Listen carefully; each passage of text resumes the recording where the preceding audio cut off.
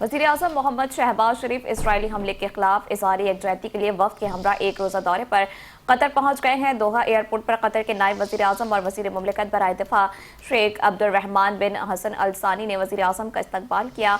नायब वज़ीर आज़म और वज़ीर ख़ारजा मोहम्मद इसहाक डार, वज़ीर दिफा ख्वाजा मोहम्मद आसिफ, वज़ीर इत्तलात और नशरियात अताउल्लाह ताड़र और मुआविन ख़ुसूसी तारिक फ़ातमी वज़ीर आज़म के हमरा पाकिस्तानी वफ़द में शरीक हैं। तर्जुमान दफ्तर ख़ारजा के मुताबिक वज़ीर आज़म शहबाज शरीफ कतर पर इसराइली जारियत के तनाजुर में अमीर कतर शेख तमीम बिन हम्माद अल सानी कतरी शाही ख़ानदान और कतरी अवाम से यकजहती के लिए दोहा गए हैं। दफ्तर ख़ारजा का कहना है कि वज़ीर आज़म दोहा में कतरी अमीर शेख तमीम बिन हम्माद अल सानी से मुलाकात करेंगे। दौरान मुलाकात दोहा पर बिला जवाज़ इसराइली जारियत और बैनुल-अक़वामी क़वानीन के सरी मुनाफी हमले के तनाजुर में कतरी अमीर और कतरी अवाम से यकजहती का इज़हार करेंगे।